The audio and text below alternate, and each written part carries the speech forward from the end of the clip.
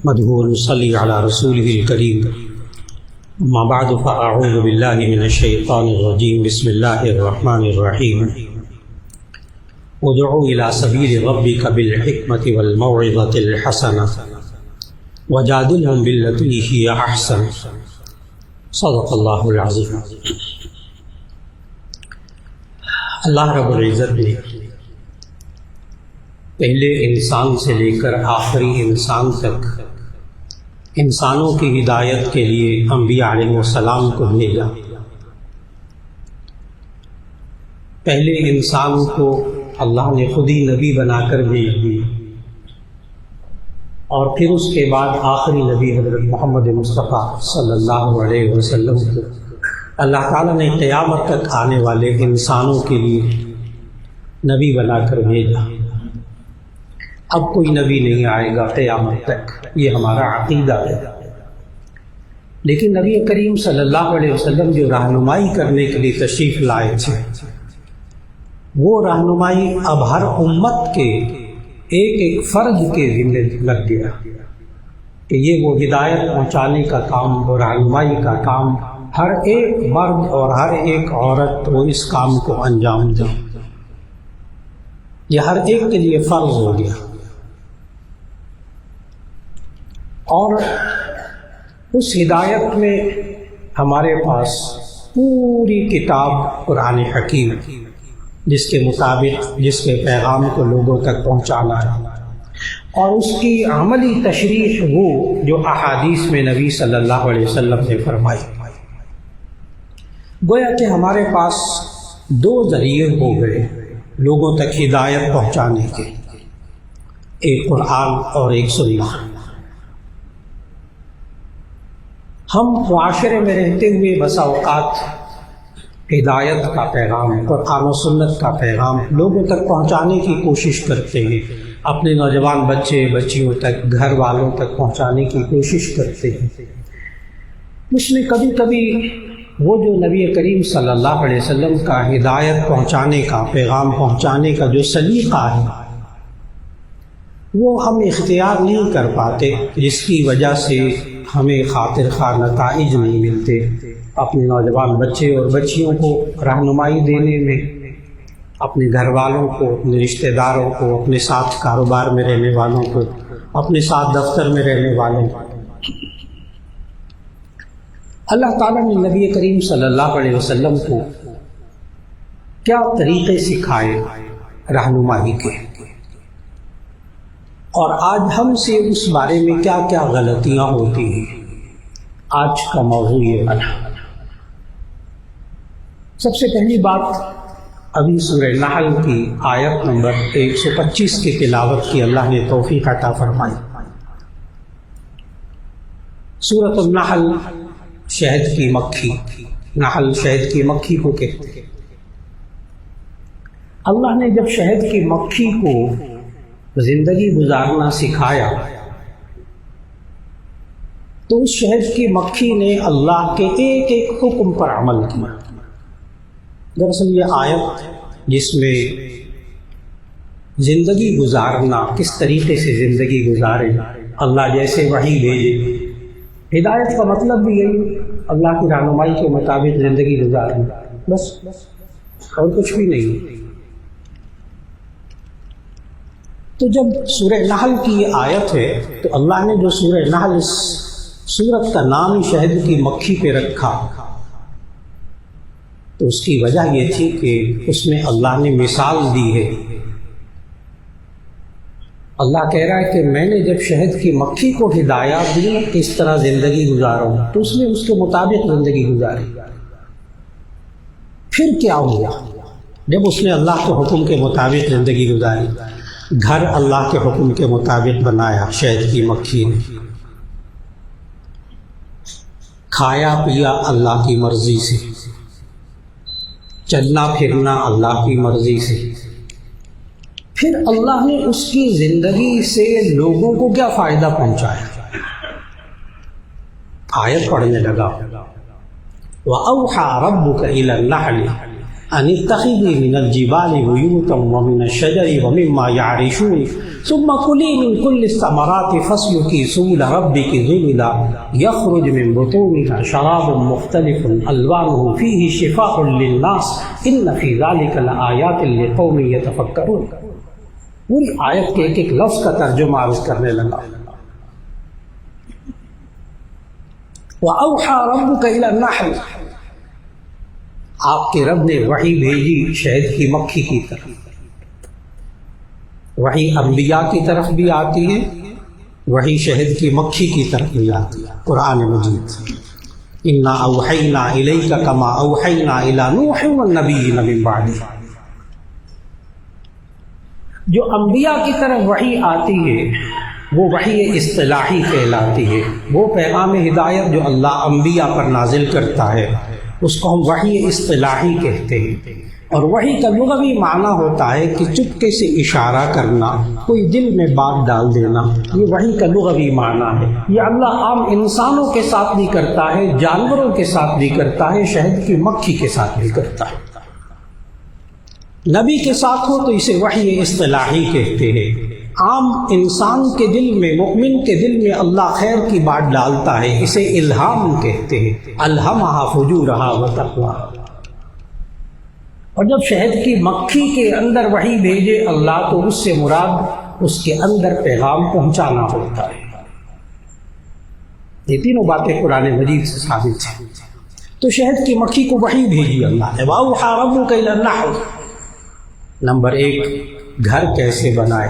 أَنِ اتَّخِذِي مِنَ الْجِبَالِ بُيُوتًا وَمِنَ الشَّجَرِ وَمِمَّا يَعْرِشُونَ. اللہ کہتا ہے میں نے وحی بھیجی شہد کی مکھی کو، دیکھ تو نے اپنا گھر بنانا ہے من الجبال، اونچے اونچے پہاڑوں پر، ومن الشجر اونچے درختوں پر، ومما يعرشون اور جو بیلدار درخت ہوتے اوپر اوپر. زمین پہ گھر نہیں بنانا، نیچے. کیونکہ اللہ نے اس سے ایک ایسی چیز پیدا کرنی تھی، ایسا کام کروانا تھا کہ جس میں میل کچیل اور زمین کی گندگی اس میں مل جاتی. اللہ نے اسے کام لینا تھا. انسان سے کیا کام لینا تھا وہ بھی بات عرض کرتا ہوں. شہد کی مکھی سے کوئی خاص کام لینا تھا. اللہ کہا گھر ایسا بنانا اونچی پوری روئے زمین پر، کوئی کسی قسم کے ملک میں کسی قسم کی شہد کی مکھی کو لے لے، وہ زمین پر گھر بناتی ہی نہیں. ایسا اللہ کے حکم کو مانا ہے، پوری دنیا کی شہد کی مکھی ہو. پھر اللہ نے یہ بھی اس کو سمجھایا تو نے کھانا کیا ہے. ثم کلی من کل الثمرات، ثم کلی من کل الثمرات، پھر تو کھا پھلوں میں سے، پھولوں میں سے، رس چوس. یہ شہد کی مکھی زہریلی جگہ پہ منہ نہیں مارے گی. یہ انسان ہے جو گندی جگہ منہ مارتا ہے. شہد کی مکھی کبھی گندگی جگہ منہ نہیں مارتی، کبھی زہریلا رس نہیں چوستی. ثم کلی من کل الثمرات، تو پھلوں میں سے، پھولوں میں سے رس چوس، تو کھا اس میں سے. اللہ کا حکم مانتی. گھر بنانے میں اللہ کا حکم مانا، کھانے پینے میں اللہ کا حکم مانا. آگے فَاسْلُكِي سُبُلَ رَبِّكِ ذُلُلًا، اپنے رب کے بتائے ہوئے ہموار راستوں پر چل. فَاسْلُكِي سُبُلَ رَبِّكِ ذُلُلًا، اپنے رب کے بتائے ہوئے ہموار راستوں پر چل. ایک باغ کے اندر کئی ہزار شہد کی مکھی کے چھتے ہونا، کئی ہزار. ایک مکھی جس چھتے سے اڑ کر جاتی ہے واپس اسی چھتے میں آتی ہے، بھول کر کہیں نہیں جاتی. یہ انسان ہے جو بھول کر بہت جگہ چلے جاتا ہے، وہ نہیں جاتی، اسی چھتے میں واپس آتی. فَاسْلُكِي سُبُلَ رَبِّكِ ذُلُلًا، اپنے رب کے بتائے ہوئے ہموار راستوں پر چل. وہ اسی طرح چلتی ہے شہد کی مکھی. جہاں اللہ نے کہا گھر بناؤ وہاں گھر بنایا اللہ کے حکم کے مطابق. جو کھانے کو کہا وہ کھایا، غلط چیز نہیں کھائی. جن راستوں پر چلنے کو کہا ان راستوں پر وہ چلی. پتہ ہے کیا ہوا؟ آگے آیت کا ترجمہ عرض کرنے لگا. یخرج من بطونها شراب مختلف الوان، اللہ نے اس کے پیٹ سے مختلف رنگ کا مشروب نکالا. یخرج من بطونها شراب مختلف الوان، کوئی سوات کا شہد ہے وہ اور کلر کا ہے، وہاں کا شہد اور کلر کا ہے، وہاں کا شہد اور کلر کا ہے. شراب مختلف الالوان، اور پتہ ہے اس نے اللہ کا کہنا مان کر زندگی گزاری. فیہ شفاء للناس، اللہ نے اس شہد کے اندر پھر انسانیت کے لیے شفا رکھا. میں نے عرض کیا نا اللہ نے کیا کام لیا اس سے. عجیب بات ہے، یہ مکھی بھی زندگی گزارتی ہے انسانوں کی، اللہ کے حکم کو مان کر انسانوں کے لیے.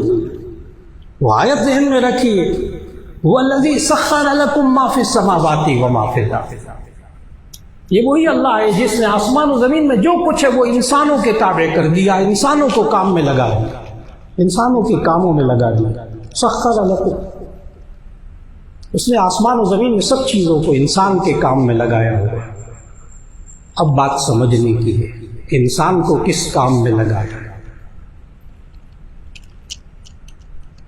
انسان کو کس کام؟ کو سمجھ تو آ گیا کہ شہد کی مکھی کا مقصد کیا ہے زندگی کا، شہد پیدا کرنا. اللہ کے حکم کو مان کر، جب اللہ کے حکم کو مان کر وہ زندگی گزارتی ہے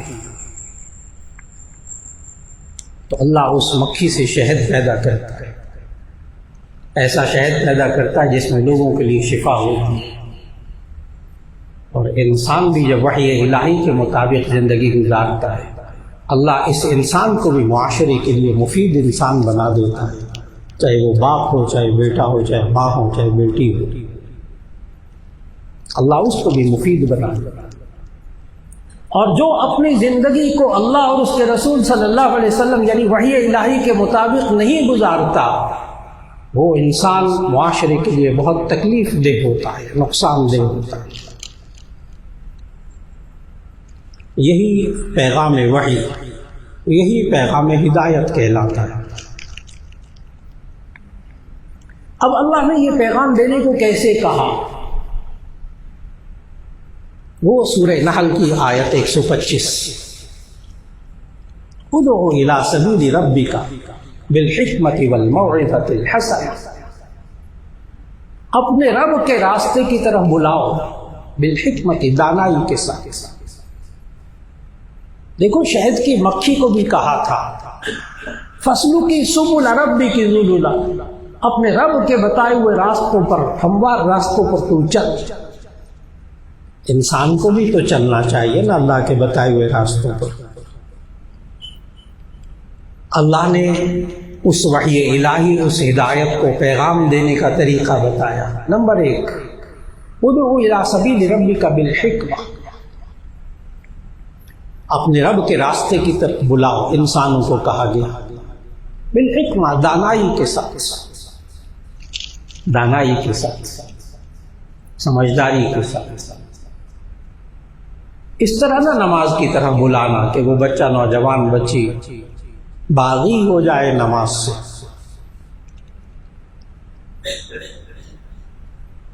اس طرح اس کو دین پر چلانے کی کوشش نہ کیجیے گا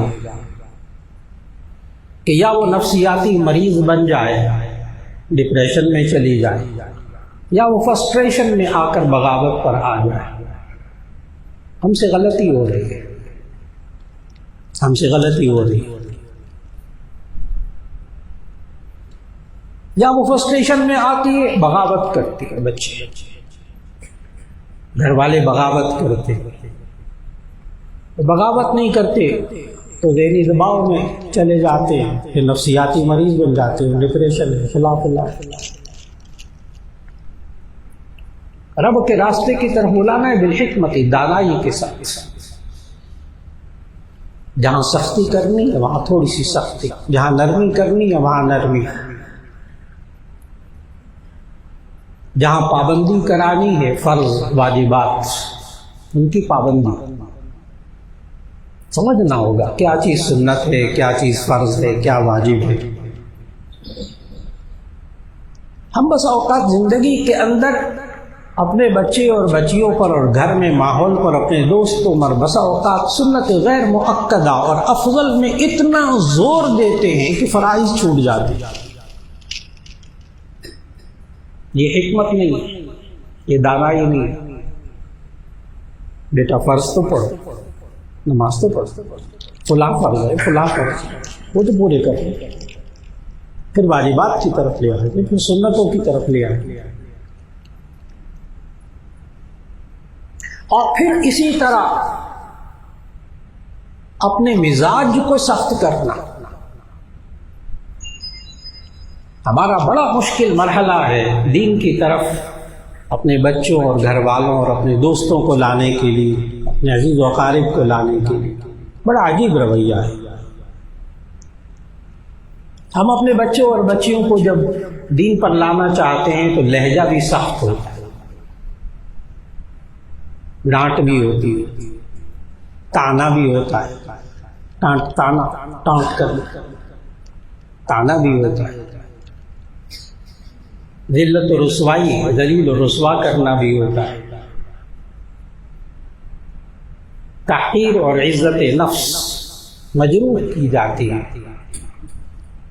ہم تربیت کرنا چاہتے ہیں، دین کا پیغام پہنچانا چاہتے ہیں، الٹا اثر ہوتا ہے۔ نبی صلی اللہ علیہ وسلم کو اللہ تعالیٰ نے نبی صلی اللہ علیہ وسلم کو خطاب کر کے کہا، فَبِمَا رَحْمَةٍ مِّنَ اللَّهِ لِنْتَ لَهُمْ وَلَوْ كُنْتَ فَظًّا غَلِيظَ الْقَلْبِ لَانفَضُّوا مِنْ حَوْلِكَ فَاعْفُ عَنْهُمْ وَاسْتَغْفِرْ لَهُمْ وَشَاوِرْهُمْ فِي الْأَمْرِ فَإِذَا عَزَمْتَ فَتَوَكَّلْ عَلَى اللَّهِ۔ یہ مضمون جب چاہیے، یہ جو ہم نے آیت پڑھی ہے سورہ آل عمران کی آیت 159 159 سورہ آل عمران، کیونکہ بڑا حساس موضوع ہے اس آیت کا۔ ہم سے غلطی ہو رہی ہے، دین کی بات، ہدایت کی پیغام بات پہنچا لیں، ہم سے کچھ غلطیاں ہوں گی۔ اللہ تعالیٰ نے قرآن مجید میں سورہ آل عمران کی آیت 159 میں نبی صلی اللہ علیہ وسلم کو خطاب کر کے فرمایا، فَبِمَا رَحْمَةٍ مِّنَ اللَّهِ لِنْتَ لَهُمْ۔ یہ اللہ کی رحمت ہے کہ اللہ نے آپ کے اندر نرمی پیدا کی، نرمی رکھی۔ فَبِمَا رَحْمَةٍ مِّنَ اللَّهِ لِنْتَ لَهُمْ۔ اللہ نے آپ پر رحمت کی ہے کہ آپ کو ان صحابہ کے لیے نرم بنایا۔ آگے آیت کا حصہ سننے والا ہے جہاں ہم سے غلطیاں ہوتی ہیں۔ نبی صلی اللہ علیہ وسلم کو خطاب کر کے اللہ تعالیٰ نے کہا، وَلَوْ كُنْتَ فَظًّا غَلِيظَ الْقَلْبِ لَانفَضُّوا مِنْ حَوْلِكَ۔ وَلَوْ كُنْتَ فَظًّا، اگر آپ تند خو ہوتے، سخت مزاج ہوتے۔ نبی صلی اللہ علیہ وسلم کو خطاب کر کے کہا جا رہا ہے، وَلَوْ كُنْتَ فَظًّا، اگر آپ تند خو ہوتے، سخت مزاج ہوتے، غلیظ القلب، سخت دل ہوتے، لَانفَضُّوا مِنْ حَوْلِكَ، یہ صحابہ آپ کے ارد گرد اکٹھے نہ ہوتے۔ ہمیں کیا ملا ان بچوں کے ساتھ تند خو ہو کر، سخت دل ہو کر؟ بچے بچیوں کو ہم نے اپنے آپ سے دور کر دیا، اپنے دوست احباب کو دور کر دیا ہم سے کچھ غلطیاں ہوں گی۔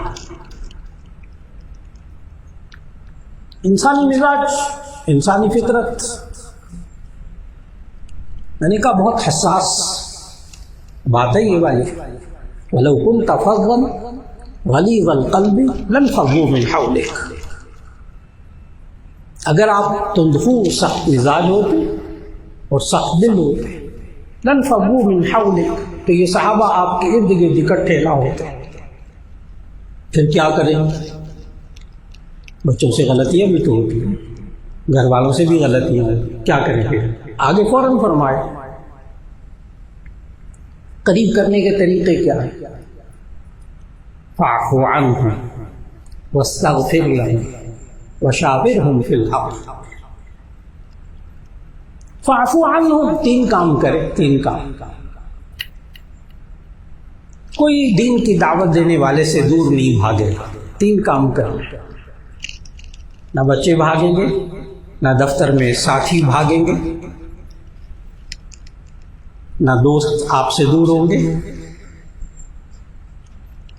ایسا نہ ہو کہ ہم دین کی بات کرنے لگے ہیں اور لوگ ہمارے پاس بیٹھنے کو تیار ہی نہیں، بات سننے کو بھی تیار نہیں. کیوں؟ 3 کام. ایک تو یہ، نمبر 1 وہ تو 2 باتیں ہوگی، 2 خصوصیات. سخت دل نہیں ہونا، سخت مزاج نہیں ہونا. ملے گا کچھ نہیں، یہ ارد گرد آپ کے اکٹھے نہیں ہوں گے، قریب نہیں آئیں گے آپ. پھر اس کے بعد 3 کام کرنے جو اللہ نے بتایا. فاعفو عنہم، نمبر 1 فاعفو عنہم، ان کو معاف کرتے رہا کر. ہر غلطی پر چڑھائی نہ کرے، کبھی معاف بھی کرتے. واستغفر لہم، ان کے لیے مغفرت بھی طلب کرتے رہے. یا اللہ غلطی کرے ان کو معاف فرما. اپنے لیے تو مغفرت مانگنی ہے. واستغفر لہم، یہ جو آپ کے ارد گرد ہے نا، ان کو معاف بھی کر دیا کرے. واستغفر لہم، ان کے لیے مغفرت بھی طلب کیا کرے. نمبر 3 وشاورہم فی الامر، اور ان سے آپ مشورہ بھی کر لیا کریں. صحابہ حالانکہ نبی صلی اللہ علیہ وسلم کو مشورے کی ضرورت کیا تھی؟ ڈائریکٹ رابطہ تھا اوپر اللہ سے، وہی نازل ہوتی، جبرائیل علیہ السلام آتے تھے، پھر مشورے کی کیا ضرورت ہے؟ لیکن امت کو سکھانا تھا کہ نبی صلی اللہ علیہ وسلم کتنے بڑے. صحابہ کا مقام بہرحال نبی صلی اللہ علیہ وسلم سے چھوٹا، لیکن وہ بڑے چھوٹوں سے مشورہ کریں. وشاورہم فی الامر، ان سے کاموں کے بارے میں مشورہ بھی کر لیا کریں. فَإِذَا عَزَمْتَ فَتَوَكَّلْ عَلَى اللَّهِ، جب طے کر لیں ایک بات تو پھر اللہ پہ بھروسہ کرے، اللہ پہ توکل کرے، اس کام کو کر لیا کرے. حکمت اور دانائی کیا ہوتی ہے؟ حکمت اور دانائی کیا ہوتی ہے؟ اپنے رب کے راستے کی طرف بلائیے. ادعو الی سبیل ربک بالحکمہ، حکمت کے ساتھ، والموعظۃ الحسنہ، اچھی نصیحت کے ساتھ، والموعظۃ الحسنہ، اچھی نصیحت کے ساتھ.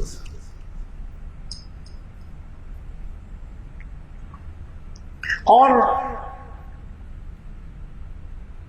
معاشرے کے اندر جب ہم اپنے بچے اور بچیوں کو نماز کی طرف، مثال دے رہا ہوں، نماز کی طرف بلانا چاہتے ہیں، سچ بولنے کا پابند کرنا چاہتے ہیں، تو ڈانٹ کر کہتے، غصے سے کہتے، نماز پڑھا کر جہنم میں جاؤ. بس میں نے کہہ تو دیا ایک دفعہ، مولانا اب ان کو نماز پڑھنی چاہیے نا.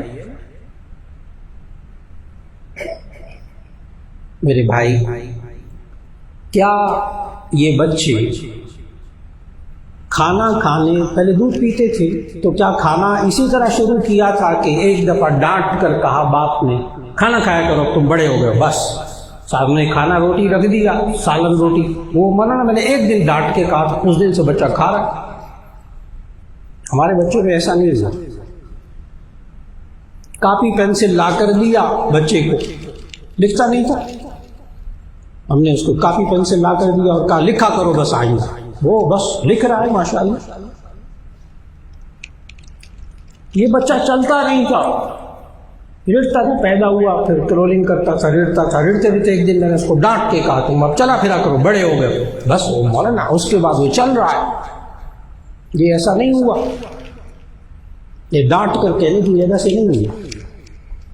ہم نے اس کو کھانا سکھایا، پتہ نہیں کتنے نخرے اٹھائے کئی مہینوں تک. ہم دودھ پینے بچے کو سالن کھلانے لگے، روٹی کھلانے لگے، آئس کریم کھلانے لگے. وہ آدھا سالن کپڑوں پہ گراتا تھا، آدھا نیچے گراتا تھا، آدھا منہ پہ لگاتا تھا، آدھا جاتا تھا کچھ تھوڑا سا منہ میں بھی. کتنے مہینے ایسا ہوتا ہے، پتہ نہیں کتنے کپڑے خراب ہوئے تو کتنا کیا کچھ ہوا. پھر کہیں جا کر اس نے کھانا شروع کیا، ماشاءاللہ 2 3 4 روٹیاں کھا جاتا ہے. بڑی محنت کی، کھانا سکھانے پر بہت محنت کی. لکھنا سکھانے پر بہت محنت کرنا پڑے، پتہ نہیں کتنی پینسلیں، کتنے ریزر، کتنے شارپنر، پتہ نہیں کیا، تب کہیں جا کر لکھنا آیا، کتنے کاغذ برباد کیے۔ ہم نے چلنا سکھایا، پتہ نہیں ماں باپ نے کیا کیا کارٹون بن کر ان کے ساتھ حرکتیں کی ہیں، تو تب کہیں ان سے چلنا سیکھا، کبھی انگلی پڑا کر، کبھی کچھ کر کے، کبھی کچھ کر کے۔ کیا ہم نے اپنے بچے اور بچیوں کے ساتھ زندگی میں، معاشرے میں کبھی نماز پڑھانے کے لیے بھی ایسی محنت کی ہے لگاتار؟ اس کو وضو کرانا، اس کو نہلانے کی غسل کی سنتیں سکھانا، اس کو وضو کرنے کا طریقہ سکھانا، اس کو نماز پڑھنے کا طریقہ سکھانا، وقت چاہیے، وقت چاہیے، تربیت کے لیے وقت چاہیے۔